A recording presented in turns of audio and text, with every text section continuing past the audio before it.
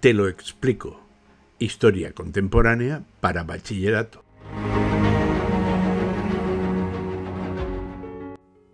Bienvenido a Educahistoria, bienvenido a la historia para todos.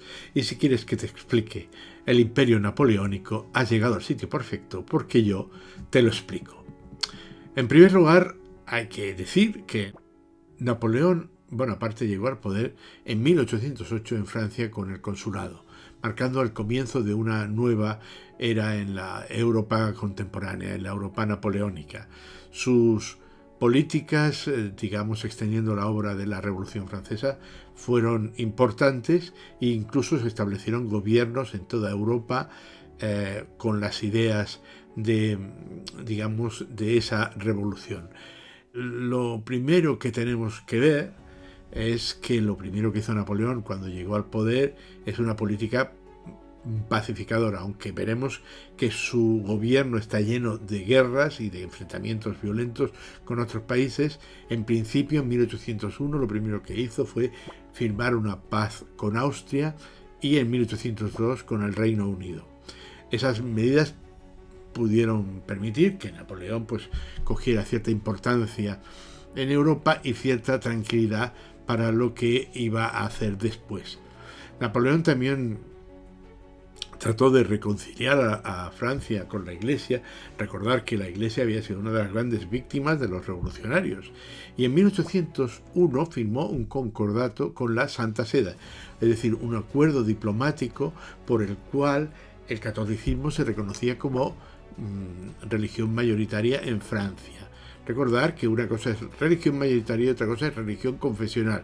El Estado francés se confesaba laico, es decir, sin ninguna religión, pero reconocía a la Iglesia Católica como la fe más importante dentro del Estado.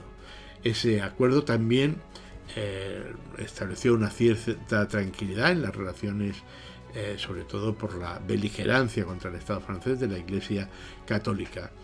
En 1802, Napoleón fue nombrado ya cónsul único y vitalicio en Francia.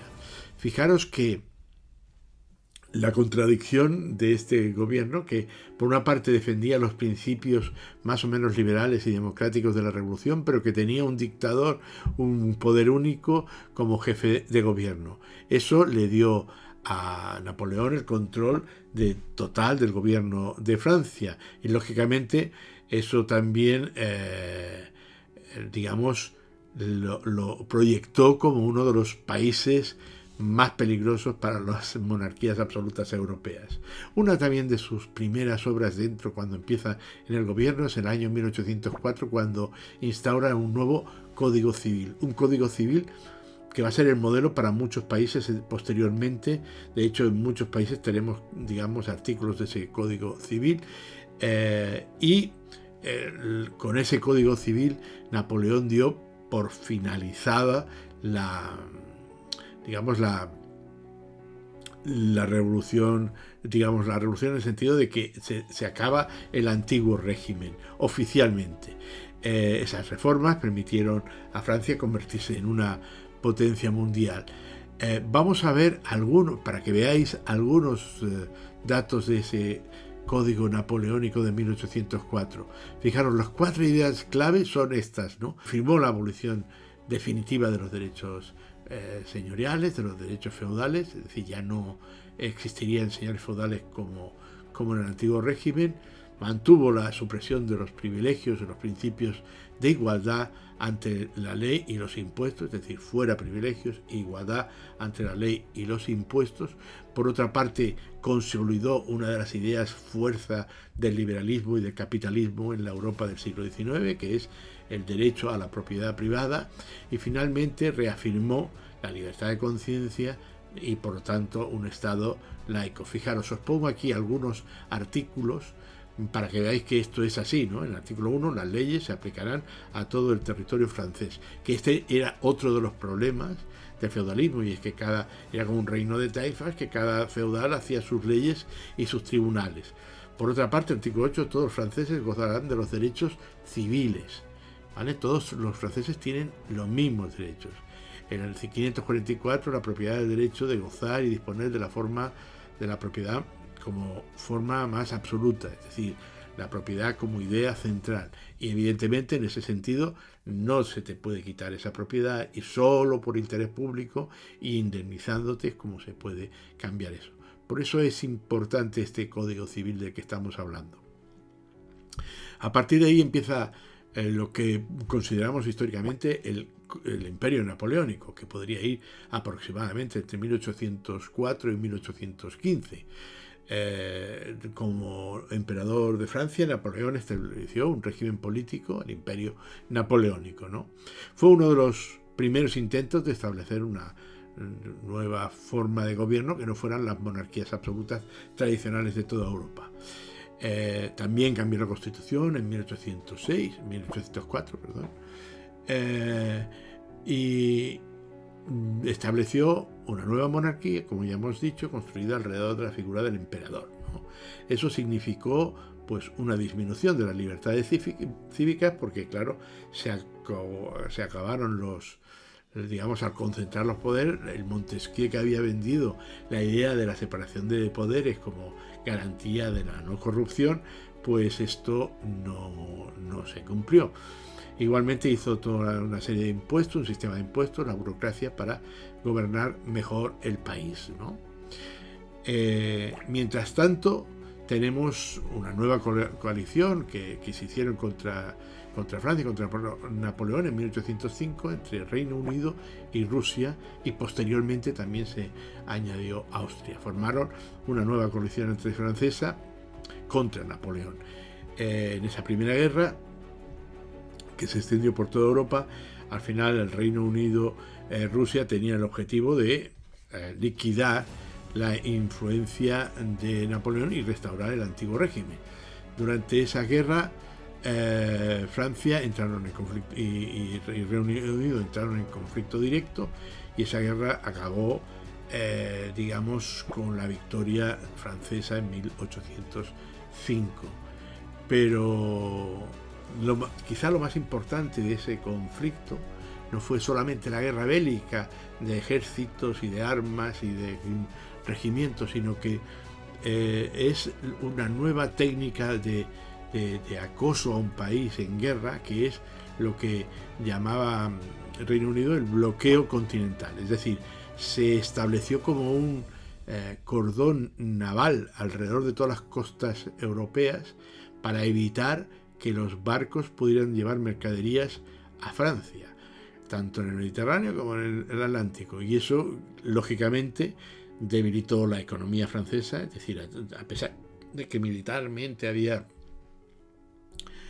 ganado las batallas, el bloqueo se mantuvo y debilitó la economía francesa, entrando en una crisis económica y una impopularidad de Napoleón, ¿no? Posteriormente, en 1812, se vuelve a producir otra cuarta coalición, una coalición contra Francia, en la que ya entran el Reino Unido, Prusia, Rusia y Austria, y en esa coalición, que incluía la mayor parte de los países del centro de Europa, el resultado fue ya la crisis total, porque, digamos, uno de los problemas, Napoleón era un gran militar y tenía un gran ejército, pero claro, cuando empieza a desplazar ejército por toda Europa, se queda atascado en algunos sitios, como es en Rusia o en España, y al final empieza el declive, ¿vale?, de la crisis y la caída del Imperio Napoleónico, que va entre 1807 aproximadamente y 1815.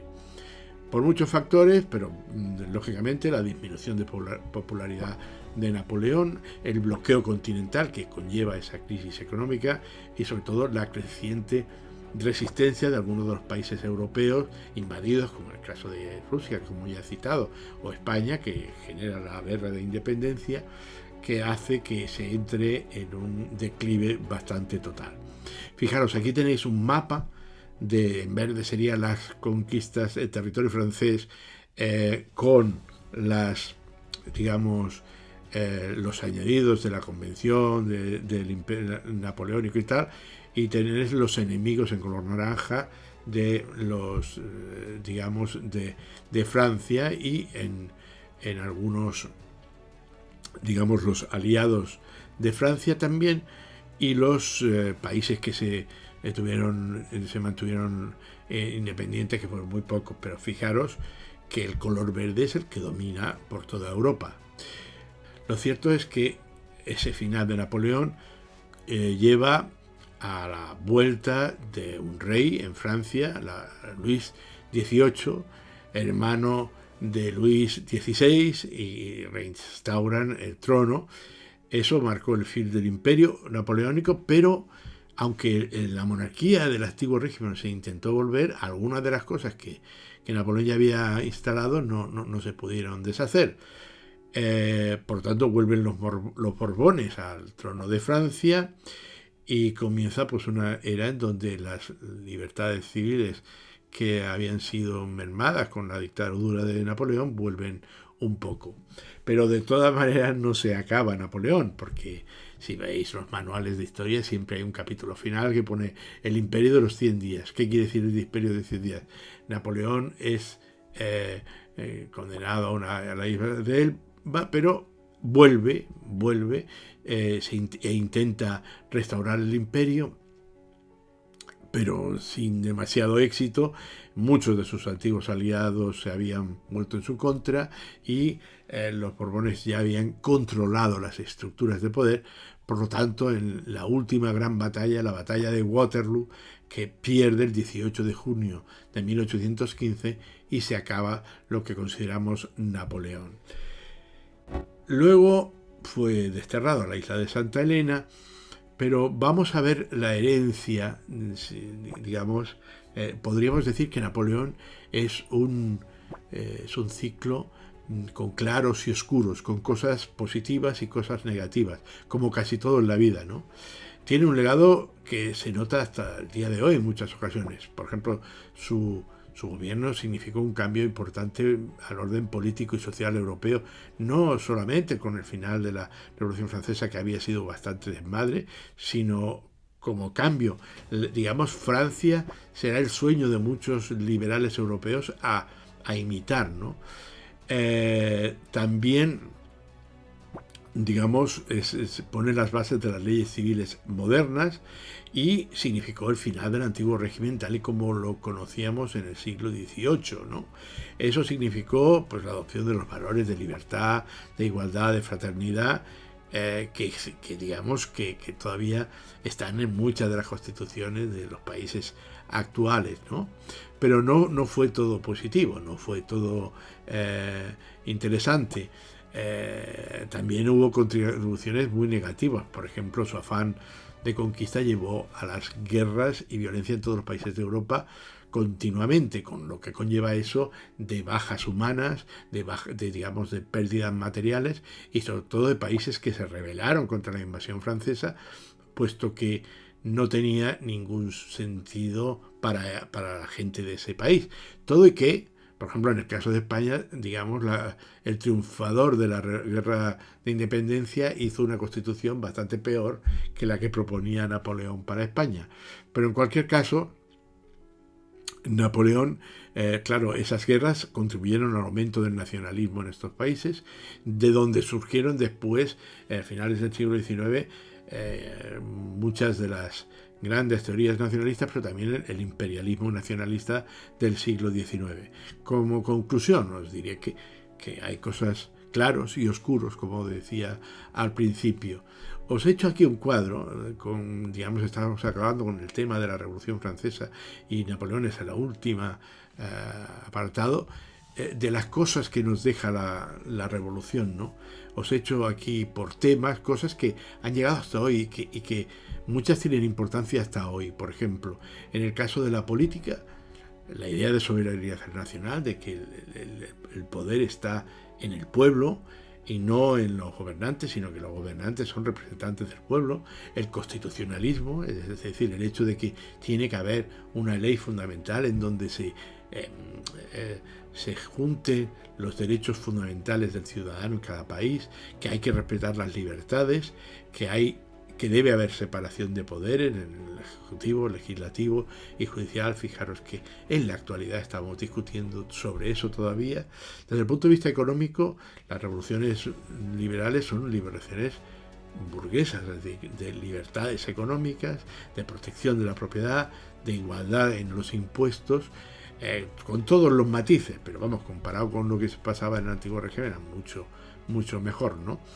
Y en cuanto a organización, pues la creación de tribunales civiles, la administración territorial, se acabó la fragmentación de los feudos, la creación de códigos civiles, penales, comerciales, que, digamos, es lo que rige en la actualidad los países.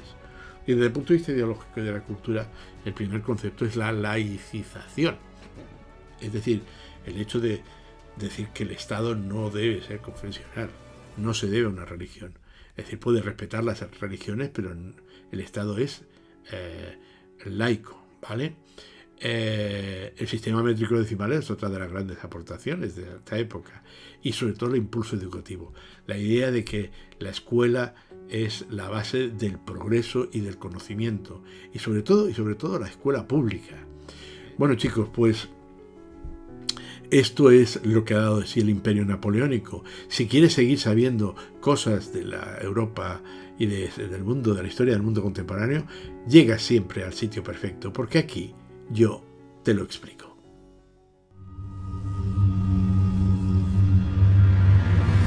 Educa Historia. Laboratorio de Didáctica de la Historia.